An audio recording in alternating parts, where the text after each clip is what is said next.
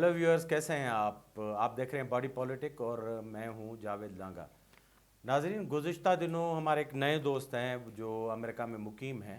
वो पेशे से वो डॉक्टर साहब हैं और आए हुए थे यहाँ पाकिस्तान वतन वापस, पंजाब से बिलोंग करते हैं।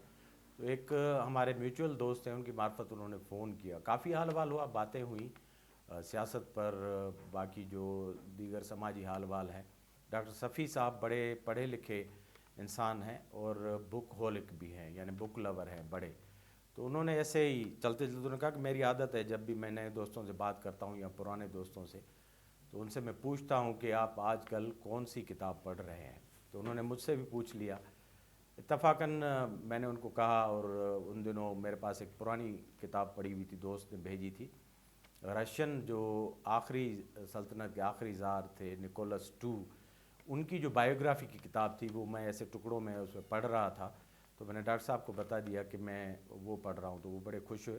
तो उन्हीं दिनों फिर मुझे इत्तफाक हुआ नेटफ्लिक्स पर एक डॉक्यूमेंट्री देखने का, जो ये रशियन एम्पायर के आखिरी जो दिन थे, ख़ास तौर पर रशियन एम्पायर के आखिरी दिनों में महल के एक बहुत बड़े उस वक्त के मुतनाज़ा करेक्टर ग्रेगोरी रास्पुटिन की जो लाइफ है उस पर ये फोकस डॉक्यूमेंट्री थी, किस तरह उन्होंने इन्फ्लुएंस किया। तो इस तरह दो तीन चीज़ें मैं इसी सिलसिले में मेरे सामने आई।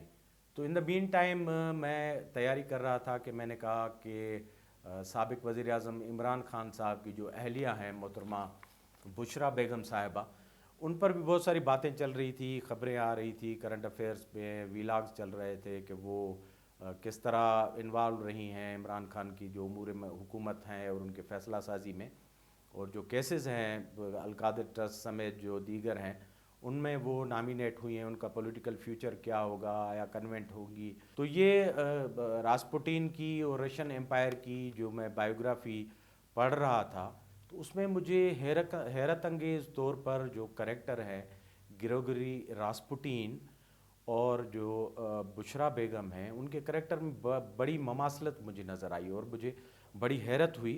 तो मेरे लिए एक दिलचस्पी का ये पहलू बना कि किस तरह मैं उनके दरमियान जो ममासलत है, सिमिलरिटीज़ हैं इन दोनों किरदारों के दरमियान, गो के रास्पुटिन को करीबन 150 साल हो चुके हैं।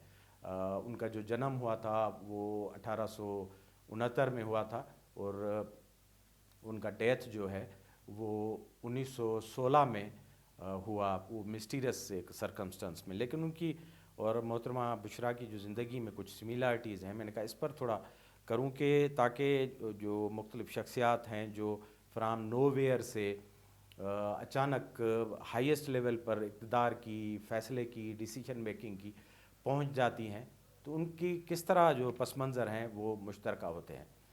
तो थोड़ा सा मैं उनका पस मंज़र बता दूंगा, इससे पहले कि मैं थोड़ा सिमलीज़ और सिमिलरिटीज़ जो है वो ड्रा करूं इन दो शख्सियात के दरमियान। रास्पुटिन रूस के साइबेरिया के गांव योक्रोविस्की में पैदा हुए थे, एक दहकान घराने में, यानी फार्मर फैमिली में वो पैदा हुए थे, और वहीं पे उन्होंने अपना बचपन गुजारा और फार्मिंग के पेशे से वाबस्ता रहे, हत्ता कि उन्होंने शादी की और उनके बच्चे हुए। लेकिन उनमें एक टेंडेंसी थी, इनर पावर था और एक तड़प थी, उनको बैठने नहीं देती थी।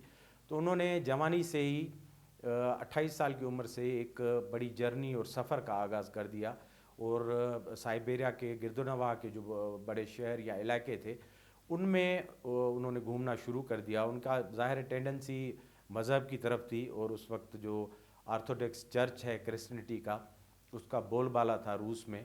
तो वो चर्चेज़ में पादरियों के साथ डिस्कशंस में, तो इस तरह वहाँ से वो ओरिजिनेट हुए, और जब वापस गांव पहुँचे तो वो एक बदले हुए इंसान थे, और उनका जो बिहेवियर था आल टुगेदर डिफरेंट था। जो बायोग्राफर्स हैं, जो हिस्टोरियंस हैं, वो कहते हैं कि उन्होंने क्रिश्चियनिटी का एक अलग से एक जो सेक्ट है उस वक्त, जो बल्कि डेविएशन था ईसाइत से, इनहराफ का एक जो ये सेक्ट वाले लोग जो है वो ये मानते थे कि जो गुनाह हैं, सिंस हैं या इमोरलिटी है और जो सेक्सुअलिटी है, इस तरह की जो डेविएशंस हैं उनसे खुदा या भगवान जो है वो ज़्यादा मुतवज्जा होता है और बंदे को खुसूसी पावर अता करता है। तो ये उस सेक्ट के उस वक्त फॉलोअर बन गए थे, اور یہ ایک ڈفرینٹ قسم کی ایک اسٹیٹ آف مائنڈ میں آ گئے تھے اور وہاں اس کی پریچ بھی کرتے تھے.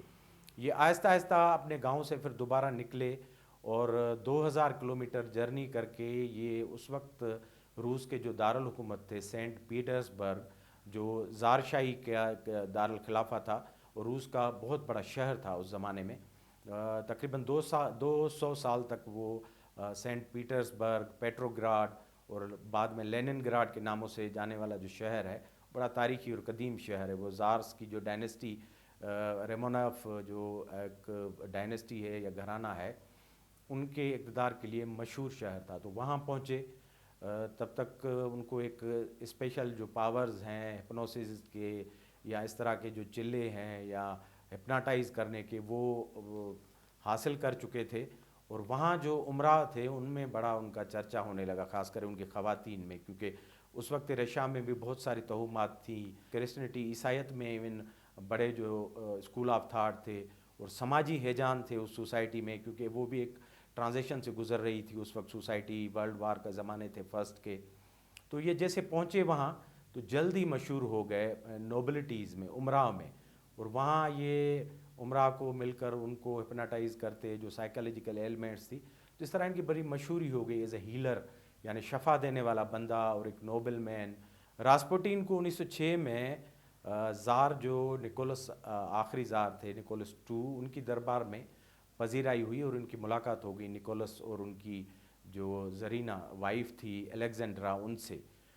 تو اسی وقت زرینہ اور نکولس کا جو واحد بیٹا تھا الیکسس، وہ ہیموفیلیا نامی ایک بیماری میں مبتلا تھا، جو کہ بڑی خطرناک بیماری ہوتی ہے. اور اس بیماری میں انسان کے جسم سے باہر سے یا اندر سے جیسے بھی ایک مرتبہ خون اگر رسنے لگے تو وہ تھمنے کا نام نہیں لیتا. تو اس بیماری نے زار کو، شہنشاہ کو، اس کی بیوی کو بڑا ہسٹیریا میں مبتلا کر دیا تھا کہ ان کا اکیلا اکلوتا بیٹا جو ولیعہد بھی تھا اور مستقبل کا زار تھا، وہ اس بیماری میں مبتلا تھا اور اس کے سروائیول کا مسئلہ تھا.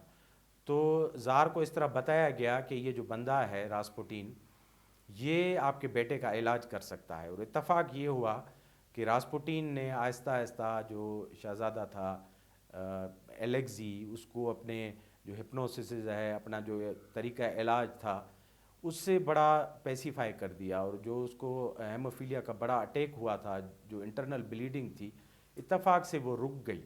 تو یہ بڑا ایک ٹرننگ پوائنٹ تھا، معجزہ تھا شاہی گھرانے میں راسپوٹین کو قبولیت ملنے کا. اس کے بعد آہستہ آہستہ راسپوٹین زار شاہی اور اس شاہی محل کی مجبوری بن گئے، کیونکہ جو زرینہ تھی الیگزینڈرا، وہ یہ سمجھتی تھی اگر راسپوٹین یہاں نہیں رہے تو شاید ان کا بیٹا جو ہے الیگزی وہ زندہ نہیں بچ پائے گا. تو اس طرح وہ مجبوری بن گئے.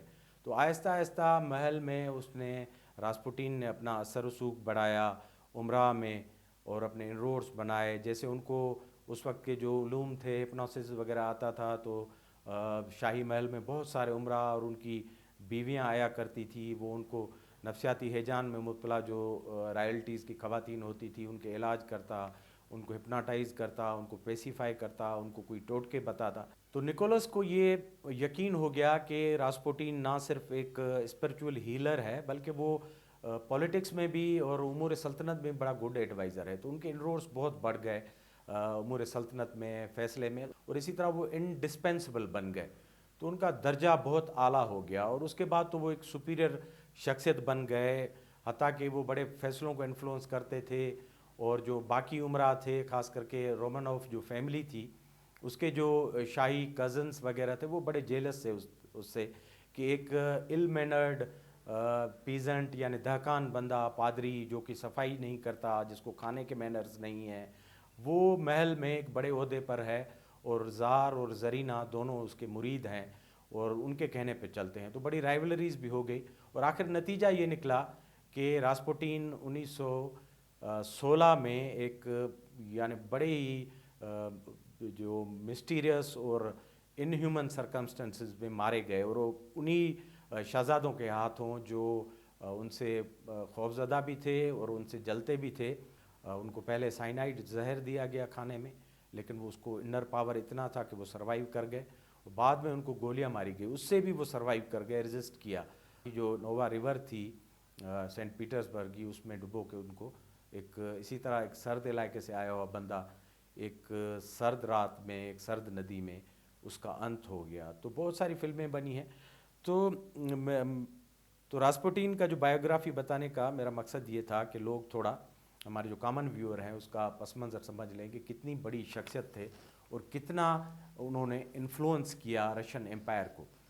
تو مجھے جب سملرٹیز کو جس طرح کی نظر آئیں دونوں شخصیات میں، تو میں نے کہا یہ بڑا دلچسپ ایک پہلو ہے آپ کے ساتھ شیئر کروں. جیسے راسپوٹین جو ہے وہ ایک دیہاتی علاقے سے سائبیریا کے آئے تھے. اس طرح ہماری جو خاتون اول ہیں صاحب کا عمران صاحب کی جو اہلیہ ہیں بشرا بیگم صاحبہ، وہ بھی پنجاب کا ایک پاک پتن کا دیپال پور دیہاتی علاقہ ہے دریا کنارے، وہاں سے آئی ہوئی ہیں. وہ بھی ایک ریلیجس فیملی سے، راسپوٹین خود ریلیجس تھا. تو یہ محترمہ بھی مذہبی عقائد رکھتی تھی اور مانیکاز جو ہیں وہاں کے لوکل پیر ہیں. دوسرا یہ کہ یہ دونوں جو ہیں اس دیہاتی پس منظر سے سیدھا محل میں آ گئے. راسپوٹین جو تھا وہ سیدھا زار کے محل میں، جو اس وقت کا سب سے بڑا ہائیسٹ پولیٹیکل پاور تھا، یعنی اقتدار کا سب سے بڑا مرکز تھا، اس میں آ گئے. اس طرح بشرا بی بی بھی ڈائریکٹ ایک دیہات سے، کو جو وزیر اعظم ہاؤس تھا یا بنی گالا تھا یا زمان پارک تھا، ان میں آ گئیں اور ان کا بڑا فیصلہ کن جو ہے وہ کردار بن گیا. تو دوسری سملرٹی ان میں دونوں میں یہ ہے کہ دونوں نے اپنے اسٹائل اور کلٹ اور ڈریسنگ سے اپنے مرید اور گرویدہ لوگوں کا ایک حلقہ بنا دیا تھا. جیسے آپ نے دیکھا کہ بشرا بیگم کے پہننے کا انداز بالکل انٹائرلی ڈیفرنٹ تھا. وہ باقی جو پاکستان کی خواتین ہیں ان سے منفرد قسم کی ڈریسز پہنتی تھی، لوز قسم کے وائٹ یا بلیک کپڑے، ان کا جو اسکارف چادر پہلے اس سے پہلے کسی نے نہیں پہنا. اسی طرح راسپوٹین بھی اس دربار میں جو سوٹیڈ بوٹیڈ رائلٹیز رومانوف اور ان کے شہزادے ہوتے تھے، وہ بڑے ایک اٹائر میں اور ڈریسنگ کوڈ میں ہوتے تھے. لیکن یہ اپنے لوز جو جبہ ہے یا چوگا ہے، گارب ہے، اس میں ہوتے تھے اور بڑی داڑھی اور بڑے بال اور منفرد نظر آتے تھے. تو ان کا ایک یونیک اسٹائل تھا جس سے وہ اپنا ایک کلٹ بنانے میں کامیاب ہوئے تھے. جس طرح گریگوری راسپوٹین ان کو ذاتی مشورے نکولس ٹو کو دیا کرتا تھا اور الیگزینڈرا زرینا کو کہ کس سے آپ کو ملنا ہے، کس سے نہیں ملنا، اور کون سے دن اور راتیں اور کون سے فیسٹیول آپ کے لیے شبھ ہیں. اس طرح بشرا بی بی بھی عمران خان کو ایسے مشورے دیا کرتی تھی کہ کن لوگوں سے ملنا ہے، آپ کو کیا پہن کر جانا ہے، کب نکلنا ہے، کون سا وقت شبھ ہے، کون سا اشبھ ہے، اور کہاں جانا ہے، اس میت پہ نہیں جانا. آپ نے دیکھا کہ عمران خان اپنے بڑے قریبی دوستوں کی جو آخری رسومات ہیں ان میں بھی نہیں شرکت کی انہوں نے، اور حتیٰ کہ بڑی کیجولٹیز ہوئیں. کوئٹہ میں ہزارہ کمیونٹی کی کلنگ ہوئی تو کئی دنوں تک لاش پڑے رہے، لیکن یہ خبریں چلتی رہیں کہ ان کو روکا گیا ہے بشرا بیگم کی طرف سے کہ آپ مت جائیں کیونکہ یہ آپ کے لیے اب شبھ ہوگا. اسی طرح راسپوٹین بھی بڑا انفلوئنس کرتا تھا. تو ایک بڑا خاندان جس کو اس وقت کی یورپ کی بڑی سلطنت ایک چھوٹے سے پادری کے حصار میں اس طرح پھنسی ہوئی تھی کہ ان کے سارے فیصلے ان کے حکم پر ہوتے تھے. جس طرح کہا جاتا ہے کہ بشرا بیگم عمران خان کو بڑا انفلوئنس کرتی ہیں اور سیاست کے سارے فیصلے عین سے کس شخصیت کو چننا ہے، مان بزدار کی سلیکشن، پریزیڈنٹ کی سلیکشن سے لے کر بہت ساری جو چیزیں ہیں وہ یہ انفلوئنس کرتی رہیں. راسپوٹین تو اپنے آپ کو ہولی مین کہلواتے تھے اور منیچر کرائسٹ کہلواتے تھے، جس طرح بشرا بیگم اپنے آپ کو مرشد کہلواتی تھی. آپ نے بہت ساری ویڈیوز یا اس طرح کی لیکس میں اور عموماً سنا ہوگا کہ وزیر اعظم ہاؤس کے اور بنی گالہ کے ملازمین ان کو مرشد مرشد کہتے تھے. زلفی بخاری کی وہ مشہور جو لیک ہے اس میں بھی آپ نے سنا تھا کہ ان کو وہ مسلسل مرشد مرشد کر کے مخاطب کر رہے تھے. تو یہ دونوں اپنے آپ کو ایک معزز، ہیلر اور جیسے ہولی مین کہلوانا پسند کرتے تھے. ایک اور مشابہت یہ ہے کہ یہ دونوں جو شخصیات ہیں انہوں نے محل میں اپنے لیے بہت ساری رائیولریز یا دشمنی پیدا کر دی تھی. راسپوٹین نے اس طرح ان کو محصور کیا ہوا تھا نکولس ٹو اور الیگزینڈرا کو کہ ان کے جو قریبی فیملی کے لوگ تھے، رومانوف یا شاہی فیملی کے، وہ ان سے دور ہو چکے تھے، ان کے کزنس وغیرہ. کیونکہ جب ڈائنیسٹیکل رول ہوتا ہے تو زیادہ تر ان پٹ فیملی سے آتا ہے، لیکن راسپوٹین کے آنے کے بعد اور عمل دخل کے بعد سارے مشورے ان کی طرف سے دیے جاتے تھے. جس طرح ہماری خاتون اول نے کہا جاتا ہے کہ عمران خان کے جو قریبی لوگ تھے، جہانگیر ترین، اون چودھری، علیم خان وغیرہ کو پیچھے دھکیل دیا تھا، اور وہ سارے فیصلے ان پر نہ صرف امپوز کرتی تھی بلکہ انفلوئنس کرتی تھی، اور وہ لوگ ناراض ہو گئے تھے. تو اس طرح دونوں شخصیات نے اپنے اندر رائیولریز بھی جو ہیں وہ اپنے لیے پیدا کر دی، جو کہ ان کے لیے بعد میں بڑا مصیبت کا سبب بنی. تو یہ بڑی دلچسپ پہلو ہیں ان دو شخصیات کے، میں نے کہا ذرا آج کے پروگرام میں ناظرین سے شیئر کیے جائیں. اب پتہ نہیں بشریٰ بیگم جو ہیں وہ اپنے ان کا فیوچر کس طرح ہے، ان کے خلاف کیسز چل رہے ہیں، ان کے خلاف رائیولریز ہیں، اور ان عمران خان کے جو قریبی بہنیں وغیرہ ہیں ان سے ناراض ہیں. تو وہ ان کا کس طرح ہوگا، کیونکہ وہ خود ایک بڑے امتحان سے گزر رہی ہیں. کیونکہ ایک طرف ان کے جو سابق شوہر اور ان کی فیملی ہے، دوسری طرف ان کے جو موجودہ شوہر ہیں وہ ہے، ان کو کسی ایک کا انتخاب کرنا پڑے گا، کسی ایک کو چھوڑنا پڑے گا. ظاہر ہے یہ میک اور بریک کا فیصلہ ہے، یہ تو وقت ہی ثابت کرے گا. لیکن میں نے کہا کہ اس پروگرام میں آپ کو ان دونوں شخصیات کی جو سملیرٹیز اور یا اتفاقات آپ کہہ لیں ان سے ذرا واقف کریں. ہمارے پروگرام کو دیکھتے رہیں، اپنا فیڈ بیک دیں اور سبسکرائب کریں. بہت بہت شکریہ.